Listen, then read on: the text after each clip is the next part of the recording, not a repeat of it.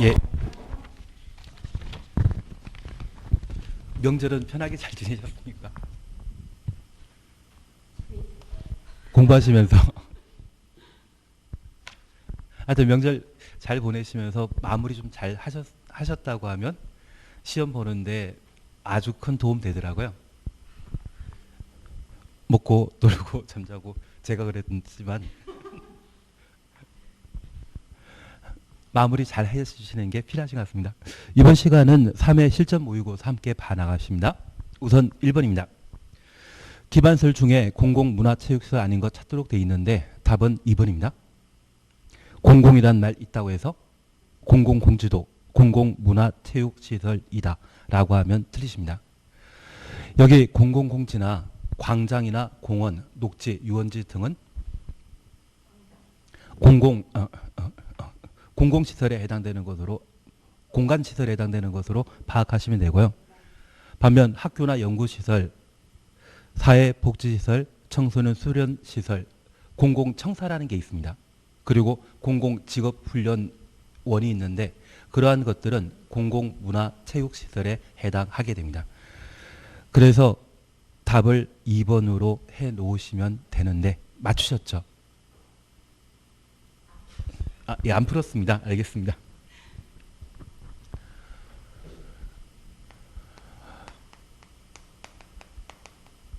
잠깐 우리가 이해해 주실 것이 있는데 기반시설과 관련되어 인프라를 국토계획법에서는 기반시설이라 표현하게 됩니다.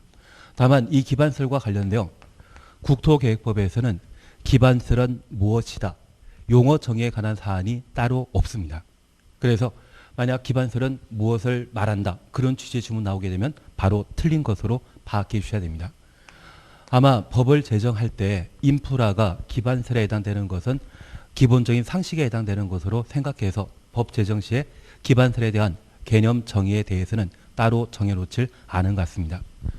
그리고 이 기반시설에 해당되는 50여 개를 7가지 시설군으로 현재 분류하고 있다는 것 기억해 놓으시면서 특히 공공문화체육시설과 관련되어 공공이란 말이 들어가더라도 이번 공공공지는 여기에 해당되지 않고 공간시설에 해당된다는 것을 파악해 주시는 게 필요합니다. 그리고 우리가 항상 해주시는 게 출제하시는 분들은 7가지 기반시설 중에 6번과 7번에 관한 사안들을 자주 시험에 내고 있습니다. 보건위생시설에 해당되는 것과 환경기초시설에 해당되는 것을 각각 구분해 놓으시면서 도축작이나 종합의료시설, 장례시설, 장사시설 등이 있다고 하면 보건위생시설에 해당된다는 것 구분해 놓으시고 환경기초시설과 관련되어서는 하수폐폐제비란 말로 6가지 환경기초시설에 관한 종류를 각각 구분하시는 게 필요합니다. 그리고 이 기반시설의 설치 방법과 관련되어서는 그냥 기반시설이란 말이 나오고 이를 설치하고자 한다면 도시군 관리 계획으로 결정해야 한다. 이게 원칙입니다. 반면 도시 지역이란 말을 들고 제시하고 저 기반시설 중에 구체적인 사항들을 적시한 상태에서 도시군 관리 계획으로 설치해야 한다. 이 말 나오면 틀립니다. 그래서 이 도시 지역에 학교라고 하는 공공문화체육시설을 설치하고자 한다고 하면 공립학교만이 있는 것이 아니라 사립학교 존재하고 이 도시 지역에는 해당 기반시설을 이용한 사람들이 워낙 많기 때문에 특광시군에 허가받아 설치하는 것도 가능합니다.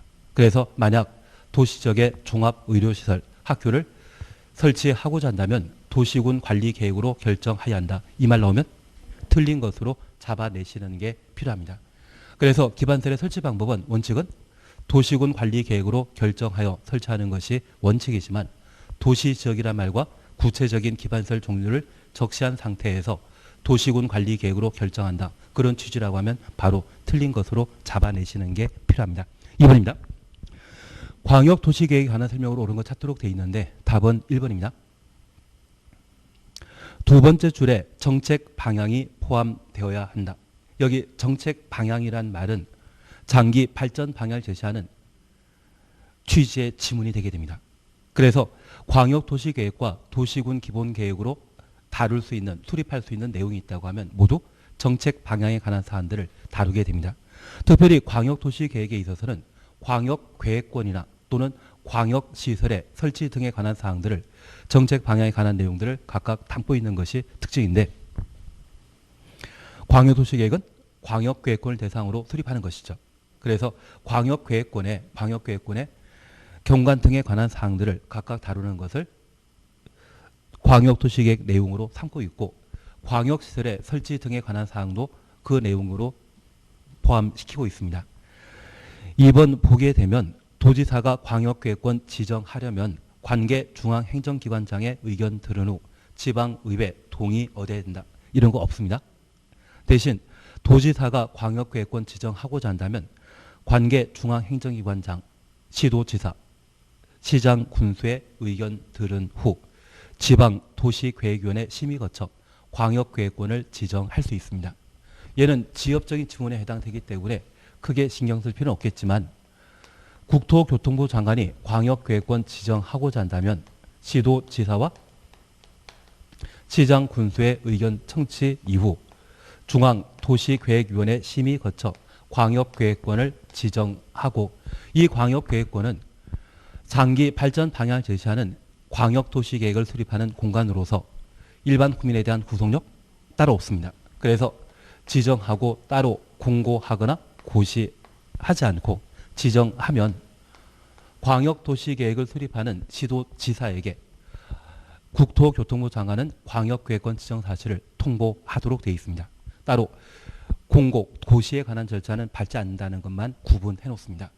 반면 도지사가 광역계획권 지정하고자 한다면 중앙행정기관장과 시도지사, 시장군수의 의견 들은 이후 지방도시계획위원회 심의 거쳐 광역계획권을 지정하고 시장군수에게 그 사실 통보하게 됩니다. 얘는 크게 신경 쓰지 않더라도 얘만큼은 한번 구분해 놓으시는 게 필요하십니다. 그리고 3번입니다. 광역도시계획을 공동으로 수립하는 시도지사는 그 내용에 관해 서로 협의가 되지 아니하는 경우 공동으로 국토교통부 장관에게 조정 신청해야 한다. 상급관청에게 조정 신청하는 건 맞습니다. 다만 이 조정 신청과 관련되어서는 공동 또는 단독으로 조정 신청할 수 있습니다. 그래서 공동으로만 조정 신청한다 이 말 나오면 바로 틀립니다. 공동 또는 단독으로 조정 신청 가능하고 이 조정 신청에 대해서는 강행 규정이 아니라 임의 사안입니다. 조정 신청할 수 있다. 그렇게 구분해 놓습니다. 4번입니다. 광역계획권이 두 이상의 시도 관할 구역에 걸쳐 있는 경우 국장이 당의 광역도시계획의 수립권자가 된다. 시도지사가 공동 수립하는 것이 원칙이고 국토교통부 장관은 예외적 수립권자이기 때문에 4번 지문 틀립니다. 이런 4번 지문 취지라고 하면 국장이 원칙적인 수립권자로 이해할 수 있을 겁니다. 그래서 4번 틀린 것으로 파악해 놓습니다. 도지사는 시장 군수가 요청하는 경우 단독으로 광역도시계획 수립할 수 있다. 협의 거쳐 요청한 때만 단독 수립 가능합니다. 그냥 요청이란 말 보게 되면 도지사와 시장 군수가 공동 수립하는 경우가 되게 됩니다. 예외 기억나시죠? 그리고 이렇게 도지사가 광역도시계획을 수립했다면 승인권자로서 수립에 관여했기 때문에 따로 장관 승인 받을 필요 없습니다. 두 군데 이상 틀리게 만들어 놓으면 이게 무슨 이야기 하는지 착각해가지고 틀리는 분도 계시더라고요. 그래서 2번은 답을 1번으로 해놓습니다. 3번입니다. 도시군관리계획 내용으로 틀린 거 찾도록 되어 있는데 답은 3번입니다. 개발밀도관리구역은 개발행위 허가와 관계된 사항으로 도시군관리계획으로 결정할 수 있는 사항 아니죠.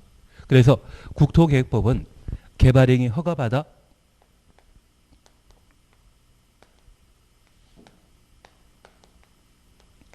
집행하는 것과 도시군 관리 계획으로 집행하는 두 가지 사안이 있습니다.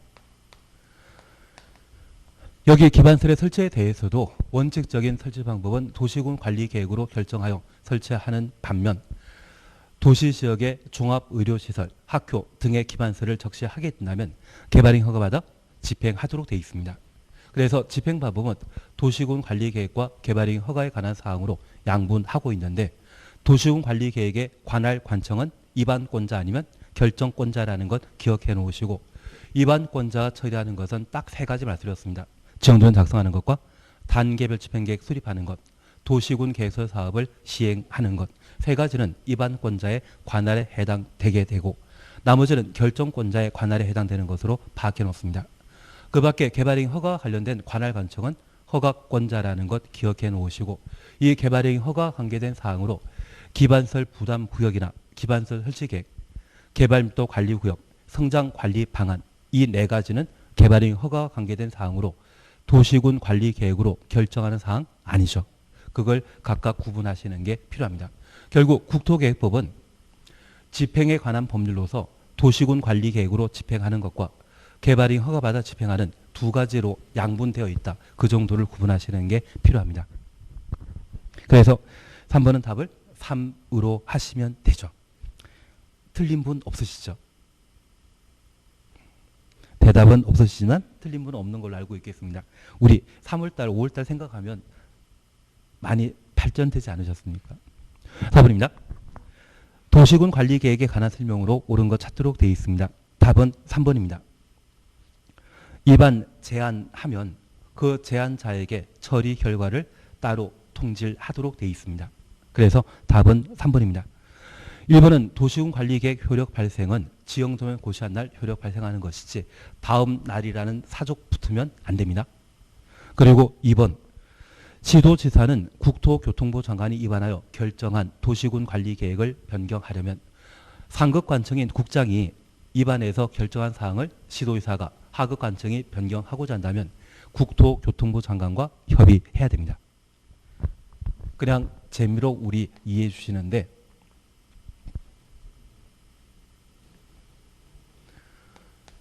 시도지사가 도시군 관리계획을 변경하고자 하는 때 국토교통부 장관과 협의하는 경우가 존재합니다. 좀 지엽적인 부분으로서 우리가 자주 다루지는 않았지만 시도지사가 도시군 관리계획 결정사항을 변경하고자 할 때 국토교통부 장관과 협의할 첫 번째가 국장이 입안하고 결정한 사항을 변경하고자 한다면 지도지사는 국토교통부 장관과 협의를 해야 됩니다. 만약 국장이 반대하게 된다면 변경할 수 없는 상황이 되게 됩니다. 그리고 두 번째 우리 봐주실 것은 개발 제한 구역을 지정하는 자는 국토교통부 장관인데 그 개발 제한 구역을 해제한 후 그 개발 제한 구역에 아파트를 만들 것인지 또는 공장 등을 만들 것인지 최초로 도시군 관리계획으로 해제되는 개발 제한 구역에 대한 도시군 관리계획을 결정하는 경우가 있습니다. 이러한 경우에는 시도지사는 국토교통부 장관과 협의해야 됩니다. 이해되시겠습니까? 개발 제한 구역의 지정권자는 누구이다? 국장이기 때문에 그걸 해제하고 그곳에 아파트 한 채 만들겠다고 하면 그에 따른 최초 도시군 관리계획 결정과 관련되어서는 국장과 협의하도록 되어 있습니다. 그래서 이번에 태릉 골프장 부지에 신도시 만든다는 이야기 들어보신 적 있다고 하면 그 태릉 골프장은 그냥 녹지지역이다. 개발 제한 구역이다. 개발 제한 구역이거든요. 그걸 신도시로 만들고자 도시군 관리계획을 해제 이후 최초 결정하는 때는 누구랑? 국토교통부 장관과 협의해야 됩니다. 그리고 세 번째는 광역시설 설치를 결정했는데 이 광역시설 설치를 추 변경하고자 한다고 하면 시도지사는 국토교통부 장관과 협의 후 변경 결정하도록 되어 있습니다. 그래서 네 가지가 있지만 그 네 가지 중에 딱 우리는 세 가지만 한번 기억해 놓습니다. 얘는 워낙 단순한 사항이기 때문에 국토교통부 장관이 입안하고 결정한 사항을 변경하고자 할 때 국장과 협의하는 것은 당연한 일이고 두 번째 개발 제한구역 해제한 후 최초 도시군 관리계획을 결정하고자 한다고 하면 개발 제한구역의 지정권자인 국토교통부 장관과 협의 절차를 거치도록 되어 있습니다. 그리고 광역시설이라고 하면 우리 경부고속도로나 또는 제2경부고속도로 이번에 구리에서 세종시까지 열심히 만들고 있거든요. 그 노선을 변경하고자 한다고 하면 얘는 지도 단위에 국한된 문제가 아니기 때문에 전국을 관할하고 있는 국토교통부 장관과의 협의 절차를 거칠 필요가 있다. 그렇게만 구분해 놓습니다.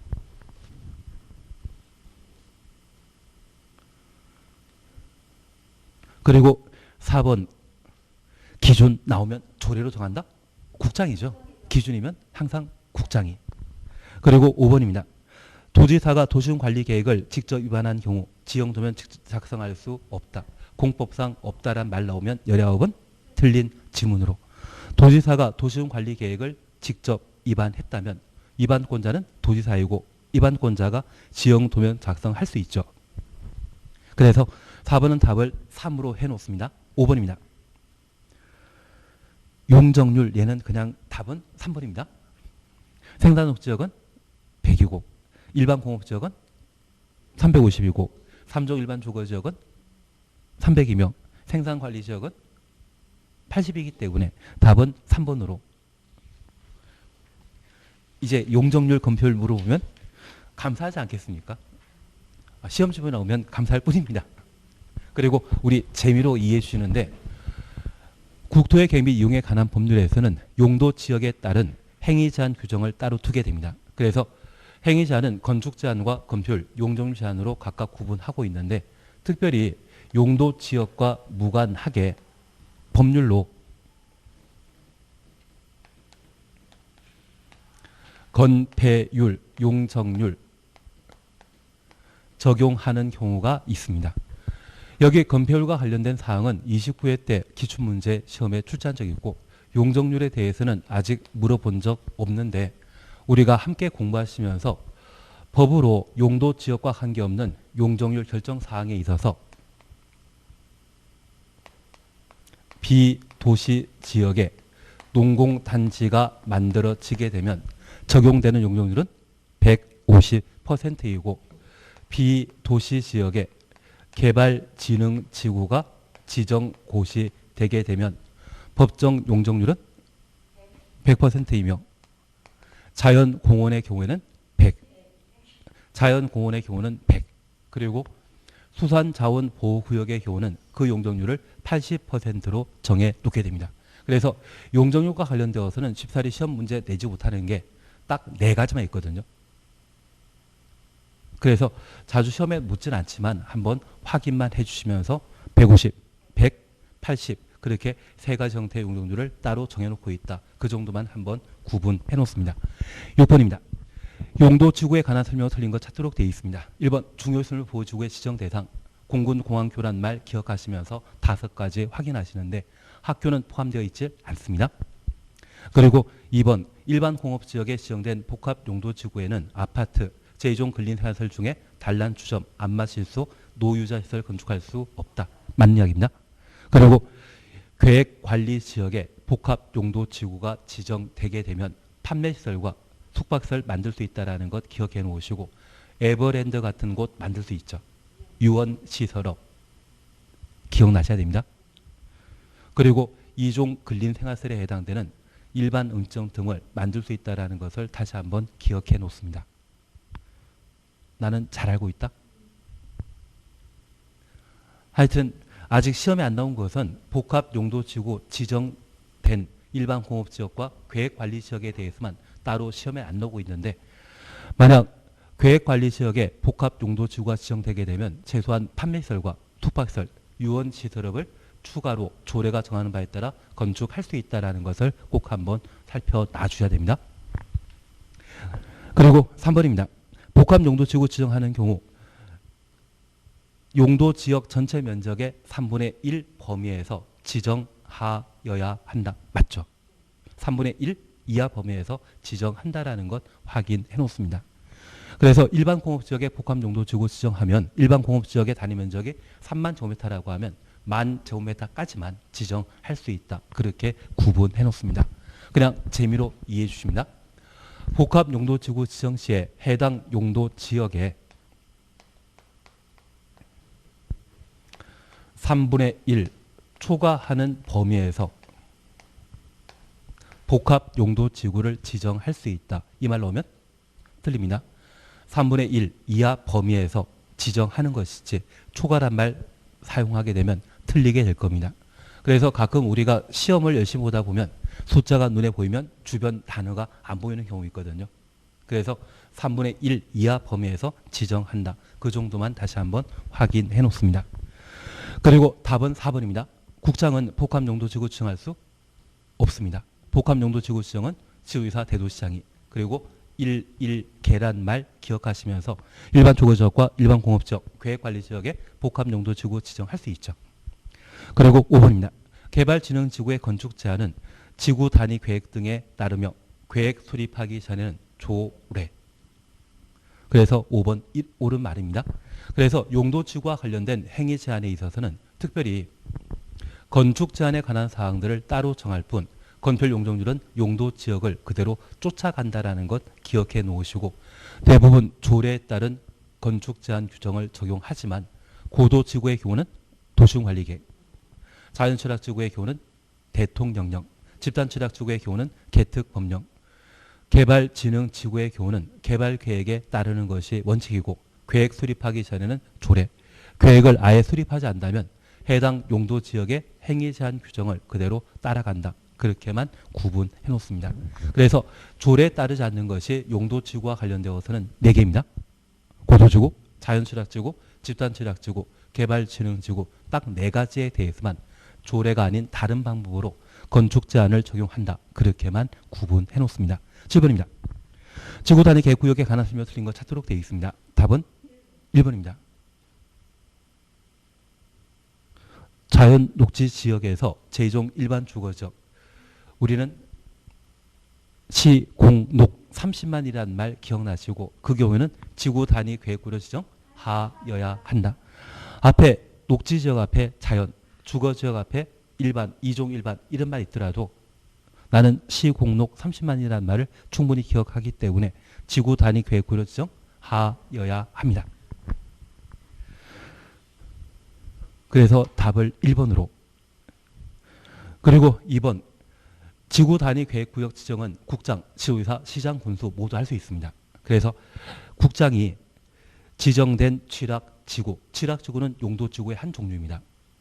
그리고 도시지역, 특히 녹지지역에도 취락지구 지정될 수 있는데 그러한 곳이라면 지구 단위 계획구역 지정할 수 있습니다. 그리고 3번 도시지역 외 지역을 지구 단위 계획구역 지정하고자 한다면 계획관리지역과 개발진흥지구에 해당한 때 지정할 수 있는데 특별히 우리가 기억하실 것은 이 개발진흥지구를 지구 단위 계획구역으로 지정하고자 할 때 아파트와 연립주택 건설을 계획하는 경우라면 어디에만? 계획관리지역에만 지구 단위 계획구역을 지정할 수 있고 이 아파트 연립주택 건설하고자 하는 개발진흥지구는 우리 주산관이란 말 기억나시죠? 주거개발진흥지구이겠습니까? 산업요통개발진흥지구이겠습니까? 관광 휴양개발진흥지구이겠습니까? 주거개발진흥지구이고 얘는 어디에만? 계획관리지역에만 지정할 수 있습니다. 그래서 아파트 연립주택 건설할 수 있는 비도시지역은 계획관리지역이라는 거 기억하시고 저 아파트 연립주택 건설하기 위한 개발진흥지구는 주거개발진흥지구. 주거개발진흥지구 지정할 수 있는 용도지역은 어디만? 계획관리지역이라는 것 확인해 놓습니다. 원래 계획관리지역에는 아파트 건축할 수 없지만 개발진흥지구가 지정되면 건축제한 규정을 완화할 수 있거든요. 완화 결과 계획관리지역에 지정된 주거개발진흥지구에는 아파트 연립주택 건설할 수 있다. 그렇게 구분해 놓습니다. 우리 동네 계획관리지역 참 많죠. 서울에는 없습니다. 서울에는 죄다 다 도시지역에 해당되기 때문에 관농자 자체가 서울시에는 찾아볼 수 없고요. 그리고 경기도 일대, 수도권 일대 계획관리지역도 다 개발사업 해버렸기 때문에 남아있는 건 없거든요. 그래서 나중에 우리 동네 계획관리지역이 부동산 중개 매물 나오게 된다면 잘 가공할, 요리할 방법을 강구하시는 게 필요하십니다. 한번 잘해놓으면 차가 바뀔 텐데요. 나는 별로 그런 거 관심 없다. 예, 하여튼 3번과 관련되어서는 그렇게 기억하시면서 아파트 연립주택 건설할 수 있는 비도시지역은 어디다? 계획관리지역. 계획관리지역. 그 계획관리지역을 주거개발진흥지구로 지정하게 되면 지구 단위 계획구역 지정하여 아파트 개발 사업 가능하다. 그렇게만 구분해 놓습니다. 그리고 4번은 행위제한에 관한 사항으로 비도시지역에는 건폐율과 용적률 150, 200% 완화시켜야 됩니다. 도시 지역의 경우는 주차장 100, 높이 제한은 120, 건폐율 150, 용적률 200%라는 것 확인해 놓습니다. 그리고 5번은 정택 10년입니다. 다만 우리가 함께 봐주실 것이 관계법률이란 말 나오죠. 관계법률에 따른 이용과 건축에 관한 계획이 수립되어 있지 않은 지역. 만약 관계법률에 따른 건축에 관한 계획이 수립된 곳이라고 하면 지구 단위 계획구역 지정 대상 아닙니다. 국토계획법과 관계법률을 비교하게 되면 관계법률은 특별법의 성격 가지기 때문에 국토계획법보다 우선 적용하게 됩니다. 그래서 관계법률에 따른 건축 또는 토지 이용에 관한 계획이 수립되지 아니한 경우에만 국토계획법상 지구 단위 계획구를 지정하여야 한다. 취지 이해지겠습니까? 만약 시험에 수립되어 있는데도 지구 단위 계획구를 지정한다. 그런 취지라면 바로 틀린 것으로 잡아내야 됩니다. 그래서 1번과 5번과 관련된 지문에 있어서는 정택 10년이라는 말과 시공록 30만이라는 말로 필수적 지구 단위 계획구역 지정 대상을 각각 가늠하시는 게 필요합니다. 8번입니다. 답은 4번입니다. 입지 규제 최소 구역 지정 대상은 지역 거점 역할을 수행하는 철도 역사, 그리고 니언 3개 이상의 노선이 교차하는 대중교통 결절지로부터 반경 1km 이내이죠. 그래서 니언 틀립니다. 그리고 디귿 노후 불량 건축물과 관련되어서는 주거지역과 공업지역이 입지규제 해소구역 지정 대상이라는 것 확인해 놓으시고, 개발계획인 입지규제 해소구역 계획은 지구 단위 계획과 동일한 사안입니다. 그래서 이 입지규제 해소구역 계획은 지구 단위 계획의 10배 규모라고만 기억해 놓으시면 지구 단위 계획이나 입지규제 해소구역 계획이나 그 성격은 같다. 그래서 건폐율, 용적률, 높이, 심지어는 건축 제한이나 기반설 설치에, 기반설 배치 규모에 관한 사항도 모두 그 내용이 되게 됩니다. 그래서 답을 4번으로. 그리고 우리 약속하신 게 있습니다. 저 입지규제 해소구역 지정하고자 할 때 관계 행정기관과의 협의 절차 거치고자 한다면 협의 기간은 10일. 입지규제 해소구역 지정하게 되면 그것은 특별 건축구역으로 지정된 것으로 본다. 의제에 관한 사항 각각 정리해 주시는 게 필요합니다. 만약 시험에 국토교통부 장관이 입지규제 해소구역 지정할 수 있다. 맞다 틀리다? 원칙은 결정권자에는 국장 지금 빠져 있습니다. 대신 국토교통부 장관이 위반하면 결정할 수 있는데 그냥 국토교통부 장관이 입지규제 해소구역 지정할 수 있다. 이 말로 하면 틀린 것으로. 그래서 입지규제 해소구역은 시도의사 대도시장이 결정권자입니다. 시장 군수는 결정권자 아니다. 그 정도만 다시 한번 살펴놓습니다. 9번 찾으셨죠? 공동구에 관한 설명을 드린 거 찾도록 되어 있는데 답은 1번입니다. 가스관과 하수도관이 임의적 수용 대상이고 쓰레기 수송관은 필수적 수용 대상이 되게 됩니다. 그래서 답을 1번으로. 그리고 2번은 공동관리자에 관한 사항으로 도시 책임지고 있는 특광시군이 공동구 관리하는 자이죠. 그리고 3번 사업 시행자는 공동 설치가 포함된 개발 사업 실시 계획 인가 등이 있은 후 지체 없이 공동 점용자에게 부담금의 납부를 통지하도록 되어 있습니다. 그러면 돈 내야 되는데 저 실시계획 인가 받게 되면 도시개발 사업 등을 착수하게 됩니다. 착수하기 전에 3분의 1. 그리고 공동구 등의 설치가 모두 완료되게 되면 통신설비나 전기설비, 수도관 등을 공동구에 수용해야 되는데 그걸 점용공사라 표현합니다. 저 점용공사 완료하기 전에 나머지 3분의 1을 납부하도록 되어 있습니다. 그래서 착수금과 관련되어서는 실시계획 인가 이후 착수하기 전에, 공사 착수하기 전에 3분의 1을 납부하도록 되어 있고, 통신설비 등을 공동구에 집어넣는 공사를 뭐라 한다? 도시개발공사 완료가 아니라 점용공사 완료하기 전에 나머지를 납부하도록 되어 있습니다. 나는 저런 건 잘 기억하고 있다. 그리고 4번입니다.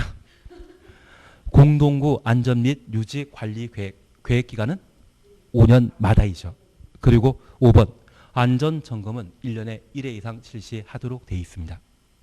그리고 이러한 공동구 유지 관리에 필요한 비용은 공동구 점용자가 부담한다라는 것 기억해 주시는 게 필요하십니다. 나는 그 정도는 잘 기억하고 있다. 기억한다. 예, 그리고 마지막으로 도시개발사업 등으로 공동구를 의무적으로 설치할 대상은 200만 제곱미터 초과하는 도시개발사업 등에 있어서는 또는 택지개발사업 등에 있어서는 공동설치하여야 한다. 그 정도만 다시 한번 보시는데 초과란 말과 이상이란 말 잘 구분하실 수 있죠. 10번입니다. 도시군 계획설 부지 매수 청구에 관한 설명이 틀린 것 찾도록 되어 있습니다. 답은 2번입니다. 3층 이하의 협의의 단독택과 3층 이하의 1종, 2종 근린 생활세를 건축할 수 있습니다. 다세택은 공동택에 해당되는 것으로서 건축할 수 있는 대상이 아닙니다. 그래서 답을 2번으로 해놓습니다. 1번 도시군 계획설 부지와 관련된 매수 청구 대상은 지목 대인 토지일 때 가능하고 잡종 지위는 포함되지 않는다. 맞죠? 그리고 3번 크게 문제 없으시고 4번 현금 지급하는 것이 원칙이지만 지방자탄체가 매수 의무자인 때 채권 발행할 수 있다는 것 확인해 놓으시고 이 도시군 계획설 채권 발행하고자 한다면 토지 소유자 원하거나 비업무용 등의 토지로서 매수 대금이 3천 초과할 때 초과하는 금액에 대해서는 채권 발행 가능했습니다. 채권의 상환 기간은 몇 년이다? 10년. 이율은? 이자율은 법에 없다. 이자율은 법에 없다. 그리고 이 채권 발행하고자 한다면 누구의 승인받아야 된다? 없다. 이제 4개 채권과 관련된 비교는 다 되신 것 같은데요. 예, 10번 그래서 답을 2번으로 해놓습니다. 11번입니다. 개발인 허가 등에 관한 설명으로 옳은 것 찾도록 되어 있습니다. 답은 2번입니다. 우선 응급조치와 관련되어서는 개발인 허가할 필요 없죠.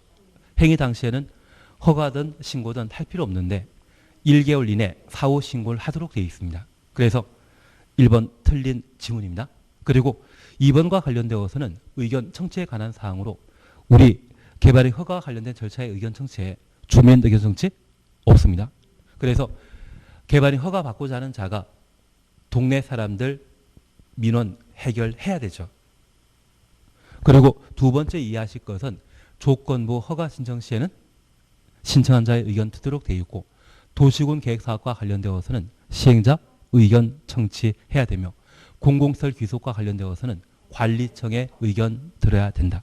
그래서 개발의 허가 관련된 의견 청취는 딱 3가지 있다는 것만 다시 한번 확인해 놓습니다. 그리고 3번입니다. 성장관리 방안 수립 찾았습니다. 성장관리 방안은 필수적 수립 대상이다. 임의적 수립 대상이다.